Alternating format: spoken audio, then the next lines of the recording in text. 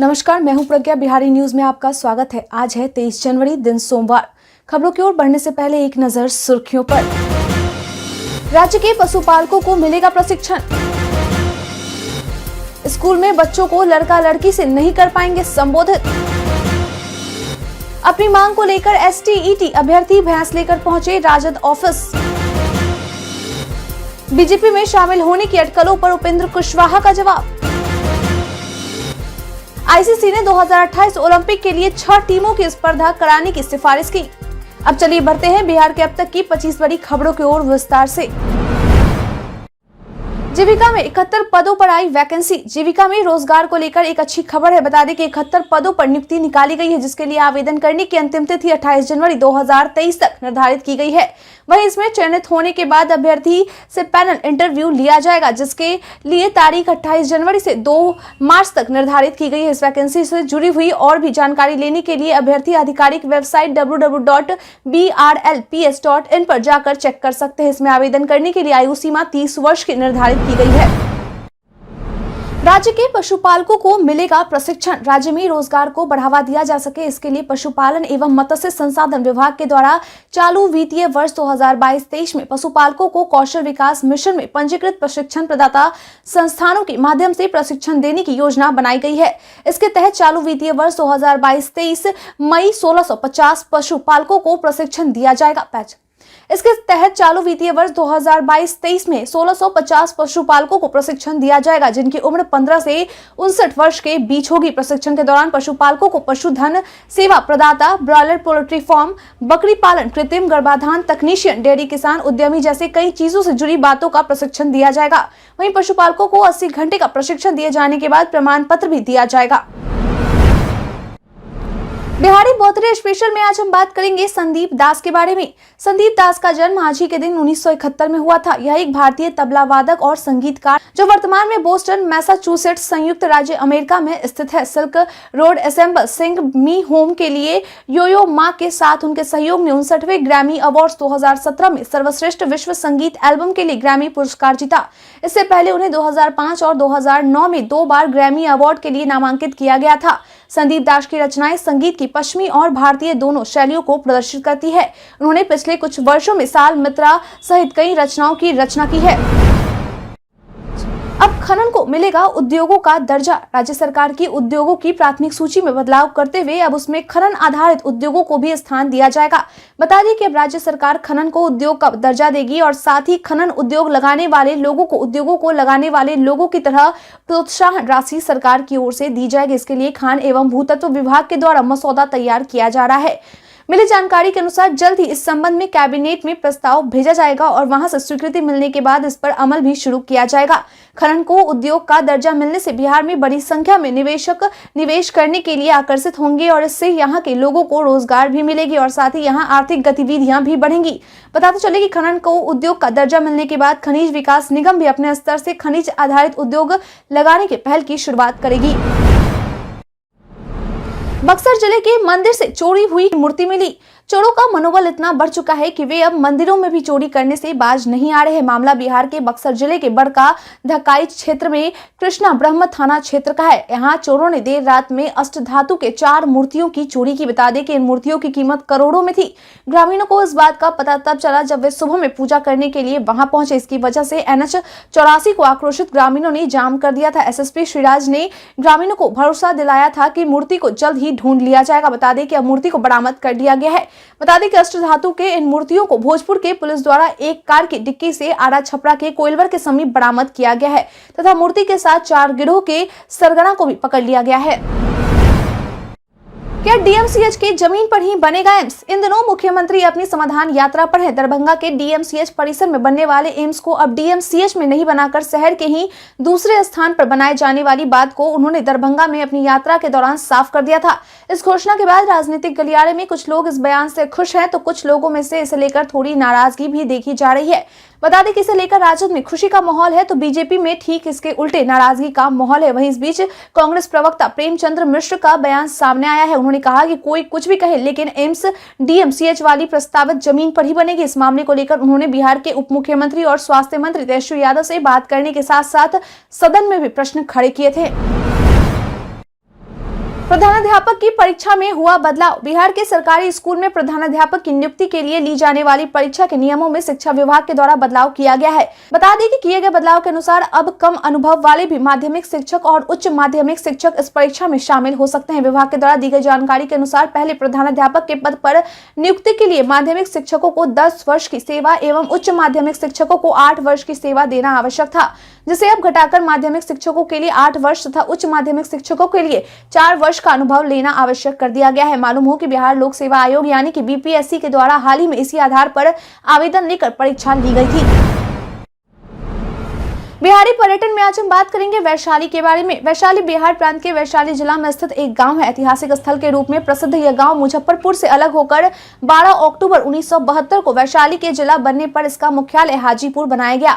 वज्जिका यहाँ की मुख्य भाषा है। ऐतिहासिक प्रमाणों के अनुसार वैशाली में ही विश्व का सबसे पहला गणतंत्र यानी रिपब्लिक कायम किया गया था। भगवान महावीर का जन्मस्थली होने के कारण जैन धर्म के मतवालंबियों के लिए वैशाली एक पवित्र स्थल है। भगवान बुद्ध का इस धरती पर 3 बार आगमन हुआ। यहाँ उनकी कर्म भूमि भी थी। महात्मा बुद्ध के समय 16 महाजनपदों में वैशाली का स्थान मगध के समान महत्वपूर्ण था। अंतिम महत्वपूर्ण बौद्ध एवं जैन स्थल होने के अलावा यह जगह पौराणिक हिंदू तीर्थ एवं पाटलिपुत्र जैसे ऐतिहासिक स्थल के निकट है। आज वैशाली पर्यटकों के लिए भी बहुत ही लोकप्रिय स्थान है। वैशाली में आज दूसरे देशों के कई मंदिर भी बने हुए हैं। स्कूल में बच्चों को लड़का लड़की से नहीं कर पाएंगे संबोधित। एक ऐसी योजना तैयार की जा रही है जिससे ट्रांसजेंडरों को समानता मिलेगी और स्कूलों में होने वाले लैंगिक भेदभाव भी कम होंगे। इस योजना के तहत स्कूलों में पढ़ने वाले बच्चों के लिए वैसे समावेशी भाषा का प्रयोग किया जाएगा जिससे किसी विशेष लिंग का संबोधन न हो। इन समावेशी शब्दों में बच्चे या छात्र जैसे शब्द शामिल होंगे। राष्ट्रीय शैक्षिक अनुसंधान और प्रशिक्षण परिषद द्वारा इस योजना को लेकर एक नया और अलग मॉड्यूल तैयार किया गया है। इस मॉड्यूल के तहत कहा गया है कि अक्सर स्कूलों में शिक्षकों या अन्य द्वारा बच्चों को लड़का या लड़की शब्द से संबोधित करते हैं तो ट्रांसजेंडरों छात्रा के साथ लैंगिक भेदभाव हो जाता है। अपनी मांग को लेकर एसटीईटी अभ्यर्थी भैंस लेकर पहुंचे राजद ऑफिस। एसटीईटी अभ्यर्थी लगातार अपनी बहाली वाली मांगों को लेकर बिहार में आंदोलन कर रहे हैं। वे अपनी मांग को लेकर राजद पार्टी ऑफिस के पास हंगामा कर रहे हैं। उनकी मांग है कि वे बिहार के शिक्षा मंत्री और राजद विधायक से मिले। इनका कहना है कि सरकार के आगे बीन बजाना भैंस के आगे बीन बजाने के बराबर है, इसलिए आज वे सरकार को जगाने के लिए राजद दफ्तर के सामने भैंस लेकर आए हैं। इसे लेकर विभाग द्वारा भी कदम उठाए जाते हैं, लेकिन अब तक कोई भी सुधार इसमें नहीं नजर आ रहे हैं। इसलिए बिहार में लचर व्यवस्था को देखते हुए अक्सर सवाल उठा जाते रहा है। गणतंत्र दिवस को लेकर पटना एयरपोर्ट पर हाई अलर्ट जारी। बिहार की राजधानी पटना में एयरपोर्ट पर सुरक्षा 26 जनवरी यानी गणतंत्र दिवस को लेकर खुफिया एजेंसी के अलर्ट के बाद बढ़ा दी गई है। डॉग स्क्वाड द्वारा पटना एयरपोर्ट पर आने वाली सभी गाड़ियों की जांच की जा रही है। इसकी जांच सीआईएसएफ के जवानों द्वारा मुस्तैदी से किया जा रहा है। बता दें कि यह जांच सुरक्षा के लिहाज से किया जा रहा क्योंकि यहाँ कई शहरों के लिए लगभग 46 जोड़े विमान का परिचालन होता है और इस लिहाज से हजारों लोगों का आना जाना एयरपोर्ट पर होता रहता है। गणतंत्र दिवस के अवसर पर कोई अनहोनी न हो इसलिए एयरपोर्ट अथॉरिटी पहले से ही पूरी तरह से सतर्क है। 26 जनवरी और सरस्वती पूजा पर हुड़दंगे करने वालों की खैर नहीं। इस बार 26 जनवरी के दिन ही सरस्वती पूजा भी है। बता दें कि यह दोनों ही पर्व विद्यार्थी जीवन में बड़ा ही महत्वपूर्ण होता है, इसलिए इस अवसर पर विद्यार्थी इसे बड़े ही धूमधाम से मनाते हैं। लेकिन कई बार लोगों के द्वारा कई ऐसे क्रियाकलाप भी होते हैं जो लोगों को आपत्तिजनक लगते हैं, जैसे जबरदस्ती चंदा काटना, तेज लाउड स्पीकर बजाना, विसर्जन के दौरान हुड़दंगे करना। मालूम हो कि पिछले बार सरस्वती पूजा के दौरान काफी हंगामा हुआ था, इसलिए प्रशासन इस बार सख्त दिख रही है। बता दें कि इस बार ये सब क्रियाकलाप बर्दाश्त नहीं किया जाएगा और कार्रवाई भी की जा सकती है। मानवजीत सिंह ढिल्लो जो कि पटना के वरीय पुलिस अधीक्षक है, उन्होंने बताया कि जिले में 3,500 सरस्वती प्रतिमा बैठाने का रजिस्ट्रेशन करवाया गया है। साथ ही साथ किस रूट से मूर्ति विसर्जन के लिए ले जाना है इसका भी रूट तय किया गया है। मुख्यमंत्री बिहार दर्शन योजना 2022-23 के तहत 11 करोड़ रुपए की राशि स्वीकृत। मुख्यमंत्री बिहार दर्शन योजना के तहत राज्य के 38 जिलों के कुल 5500 राजकीयकृत अल्पसंख्यक नव उत्क्रमित माध्यमिक, उच्च माध्यमिक विद्यालय एवं अनुदानित माध्यमिक विद्यालय के छात्र छात्राओं को भ्रमण पर ले जाया जाता है। बता दें कि इसके लिए वित्तीय वर्ष 2022-23 में शैक्षणिक भ्रमण के तहत शिक्षा मंत्री के द्वारा 11 करोड़ रुपए की स्वीकृति दे दी गई है, जिसमें प्रति विद्यालय 20,000 रुपए को दर के निर्धारित किया गया है। इसके साथ ही शिक्षा विभाग के द्वारा सभी स्कूलों को यह निर्देश दिया गया है कि राशि केवल छात्र छात्राओं के शैक्षणिक भ्रमण योजना पर ही किया जाए। आज से बढ़ेगा दिन का तापमान। बिहार में पिछले 20 दिनों से जारी ठंड से कहर से राहत की उम्मीद बढ़ गई है। मौसम विभाग के अनुसार सोमवार से यानी कि आज से दिन के तापमान में बढ़ोतरी होने के आसार हैं। दिन में धूप निकलेगी लेकिन रात में तापमान गिरेगा। वहीं न्यूनतम तापमान में बढ़त की भी संभावना जताई गई है। राज्य की कुछ ऐसे इलाके हैं जहां मौसम सामान्य रहने की उम्मीद है, बल्कि राज्य के उत्तर पूर्व, उत्तर मध्य, दक्षिण मध्य और दक्षिण पूर्व भागों में सुबह के समय अगले 2 दिनों तक कोहरा छाए रहने की संभावना है। 5 दिनों के दौरान प्रदेश के न्यूनतम तापमान में 2 से 5 डिग्री की वृद्धि होने के आसार है। नवादा में नीतीश कुमार ने लिया विकास योजनाओं का जायजा। बीते दिन मुख्यमंत्री नीतीश कुमार अपनी समाधान यात्रा के दौरान नवादा पहुंचे, जहां उन्होंने विभिन्न विभागों के अंतर्गत चल रही विकास योजनाओं का जायजा लिया और साथ ही मुख्यमंत्री ने विभिन्न जीविका समूह की दीदियों द्वारा लगाई गई प्रदर्शनी का भी अवलोकन किया। इसके अलावा मुख्यमंत्री नीतीश कुमार के द्वारा सतत जीविकोपार्जन योजना अंतर्गत 545 लाभान्वित परिवार हेतु 1,91,00,000 रुपए का चेक और जीविका दीदियों को सतत जीविकोपार्जन योजना का किट प्रदान किया गया। मुख्यमंत्री ने बिहार स्टूडेंट क्रेडिट कार्ड योजना के लाभुकों एवं कुशल युवा कार्यक्रम के तहत प्रशिक्षित छात्रों को सर्टिफिकेट प्रदान किया। इस दौरान उन्होंने पत्रकारों से बातचीत करते हुए कहा कि हम लोग सभी जिलों में जाकर एक एक कर सभी चीजों को देख रहे हैं और यह पता कर रहे हैं कि किस जिले में कितना काम किया गया है। रोहिणी हुई भावुक, कहा पिता पर लगा घोटाले का झूठा आरोप। रोहिणी आचार्य अक्सर सोशल मीडिया पर काफी एक्टिव रहती है। इन दिनों सोशल मीडिया पर वे अपने पिता लालू यादव को लेकर काफी इमोशनल नजर आ रही हैं। उन्होंने सोशल मीडिया पर लालू यादव की एक तस्वीर साझा करते हुए उनके ऊपर घोटाले को लेकर जो जांच शुरू हुई थी उससे संबंधित बातें साझा की। उन्होंने लिखा कि उनके पिता को झूठे केस के मुकदमे में फंसाने का सिलसिला शुरू हो गया है। घोटाले के जनक बरी हो चुके हैं, जिन्होंने घोटाले को उजागर किया से मुजरिम हो चुके हैं। बता दें कि सीबीआई द्वारा IRCTC मामले के घोटाले में लालू यादव पर लगे आरोपों की जांच फिर से शुरू होने वाली है। सम्राट चौधरी का दावा, बिहार में नफरत फैलाने की कोशिश कर रही नीतीश लालू की पार्टी।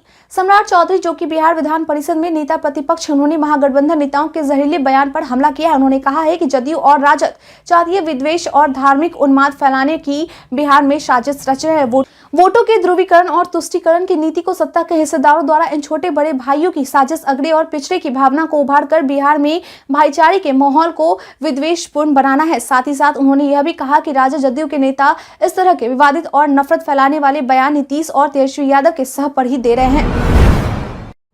बीजेपी में शामिल होने की अटकलों पर उपेंद्र कुशवाहा का जवाब। जदयू के संसदीय बोर्ड के अध्यक्ष उपेंद्र कुशवाहा बीते दिन दिल्ली से पटना लौटने के बाद अपने बीजेपी में जाने की अटकलों पर पूर्ण विराम लगा दिया है। उन्होंने बता दिया है कि वे जेडीयू में ही है, न कि बीजेपी में, लेकिन इसके साथ ही उन्हें पार्टी के कमजोर होने की भी चिंता है। उन्होंने कहा कि वह इस बारे में जरूरत होने पर मुख्यमंत्री नीतीश कुमार जी से जरूर बात करेंगे। आपकी जानकारी के लिए बता दें कि रूटीन चेकअप के लिए दिल्ली एम्स में उपेंद्र कुशवाहा के भर्ती होने के बाद उनसे अस्पताल में ही कई बीजेपी के नेता मिलने आए थे, जिसके बाद राजनीतिक गलियारों में यह कयास लगाए जाने लगे थे कि उपेंद्र कुशवाहा जदयू को साथ छोड़ बीजेपी में शामिल हो सकते हैं।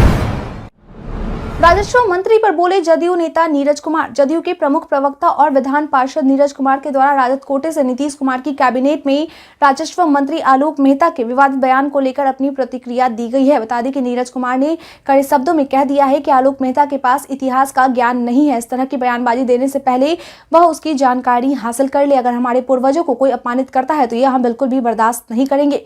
उन्होंने कहा कि राजद के नेता बिना किसी जानकारी के गलत बयानबाजी कर रहे हैं। जो लोग जाति व्यवस्था पर अपनी टिप्पणी दे रहे हैं उन्हें पहले एक बार जाकर इतिहास पढ़ लेना चाहिए। प्रशांत किशोर ने सीएम नीतीश पर कसा तंज। राजनीतिक रणनीतिकार प्रशांत किशोर ने अपनी जन स्वराज पदयात्रा के दौरान गोपालगंज में एक सभा को संबोधित करते हुए नीतीश कुमार पर तंज कसा। उन्होंने कहा कि 2014 में जब नीतीश कुमार की पार्टी से केवल 2 MP बन पाए थे तो उन्होंने अपने पद से इस्तीफा दे दिया था। उस समय नीतीश कुमार खुद चुनाव नहीं हारे थे, लेकिन फिर भी उन्होंने पार्टी के राष्ट्रीय अध्यक्ष से अपना इस्तीफा दे दिया था और आज के समय में वह नीतीश कुमार बुरी तरह हराने के बावजूद भी अपना मुख्यमंत्री का कुर्सी नहीं छोड़ना चाहते हैं। वह अपनी कुर्सी पर फेविकॉल लगाकर चिपके हुए हैं। जब 2020 के चुनाव में उनकी पार्टी को मात्र 42 सीटों पर जीत मिली थी, उस समय नीतीश कुमार ने कोई न कोई जुगाड़ लगाकर कभी भाजपा का हाथ पकड़कर तो कभी राजद का हाथ पकड़कर अपनी कुर्सी पर जमे हुए हैं। नीतीश कुमार अब राजनेता के तौर पर वह नहीं रहे जो पहले थे। उन्होंने कहा कि जिस नीतीश कुमार की मदद मैंने 2014-15 में की थी वह बहुत आदर्श वाले व्यक्ति थे, लेकिन आज के नीतीश कुमार अपनी कुर्सी से चिपके रहते हैं और यही कारण है कि अब मैं उनका साथ नहीं देता। एयर इंडिया से सस्ते में करे हवाई यात्रा। अगर आपने अभी तक हवाई यात्रा नहीं की है और सस्ते में हवाई यात्रा का मजा लेना चाहते हैं तो यह खबर आपके लिए है। दरअसल गणतंत्र दिवस के मौके पर विमानन सेवा एयर इंडिया के द्वारा अपने देशवासियों के लिए एक धमाकेदार ऑफर पेश किया गया है, जिसके तहत आपको भारत के 49 से अधिक शहरों में हवाई यात्रा करने का मौका मिलेगा, वह भी बिल्कुल सस्ते में। कंपनी के द्वारा दी गई जानकारी के अनुसार हवाई यात्रा की शुरुआती कीमत 1705 रुपए से है। इस बात की जानकारी एयर इंडिया के द्वारा अपने ट्विटर अकाउंट पर शेयर करके दी गई है। आपकी जानकारी के लिए बता दें कि ऑफर 1 फरवरी से 30 सितंबर तक भारत में घरेलू नेटवर्क पर यात्रा के लिए लागू होंगे। आईसीसी ने 2028 ओलंपिक के लिए 6 टीमों की स्पर्धा कराने की सिफारिश की। अंतर्राष्ट्रीय क्रिकेट परिषद यानी कि आईसीसी के द्वारा लॉस एंजलिस 2028 ओलंपिक में खेलों के आयोजन करने वाले समिति से सिफारिश की गई है। बता दी कि आईसीसी ने आयोजन समिति से सिफारिश करते हुए कहा है कि पुरुष और महिला वर्गों के लिए 6 टीम की T20 स्पर्धा कराई जाए, क्योंकि अभी भी आईसीसी को उम्मीद है कि 2028 ओलंपिक में क्रिकेट को भी शामिल किया जा सकता है। हालांकि क्रिकेट को ओलंपिक में शामिल किए जाने का फैसला अंतर्राष्ट्रीय ओलंपिक समिति के द्वारा अक्टूबर में लिया जाएगा। भारत के इतिहास में आज की तारीख है बेहद खास। 1565 में हुए टेरिकोटा के युद्ध में हिंदू साम्राज्य विजयनगर का पतन हुआ। भारत में 1920 में एयरमेल एवं वायु परिवहन सेवाओं की शुरुआत हुई। इंदिरा गांधी 1966 में भारत की प्रधानमंत्री बनी। भगवान गौतम बुद्ध के नगर कपिलवस्तु को 1976 में खुदाई में खोजा गया। जनता पार्टी का गठन 1977 में हुआ। मध्य प्रदेश में गोवंश वध पर 2004 में पूर्णतः प्रतिबंध लागू हुआ। फिल्मी और टेलीविजन कार्यक्रमों में धूम्रपान दृश्यों पर लगा प्रतिबंध 2009 में समाप्त हो गया। 23 जनवरी 1809 को भारतीय स्वतंत्रता सेनानी वीर सुरेंद्र भाई का जन्म हुआ। आज ही के दिन को कुष्ठ नारायण अभियान दिवस के रूप में भी मनाया जाता है। वायरल खबर में आज हम बात करेंगे ट्रेनें रद्द होने के बारे में। सोशल मीडिया पर कई सूचनाएं वायरल होती है, लेकिन सभी सच हो ये जरूरी नहीं है। इसी कड़ी में आज हम बात करेंगे ट्रेनें रद्द होने के बारे में। दरअसल इंडिया टुडे फैक्ट चेक ने अपने एक ट्वीट में लिखा है कि एक न्यूज बुलेटिन का वीडियो खूब शेयर हो रहा है, जिसके जरिए कहा जा रहा है कि 31 मार्च तक के लिए सभी ट्रेनों को रद्द कर दिया गया है। इंडिया टुडे फैक्ट चेक ने अपने ट्वीट में आगे लिखा है कि वायरल हो रहा न्यूज बुलेटिन का वीडियो तकरीबन 3 साल पुराना है। हाल फिलहाल में ट्रेनों को मार्च तक के लिए रद्द करने जैसा कोई फैसला नहीं लिया गया है। इंस्टाग्राम ने पेश किया क्वाइट मोड। लोगों का समय वेस्ट ना हो और उनका टाइम मैनेजमेंट बेहतर हो, इसलिए इंस्टाग्राम ने एक नया फीचर क्वाइट मोड ऐप पर लॉन्च किया है।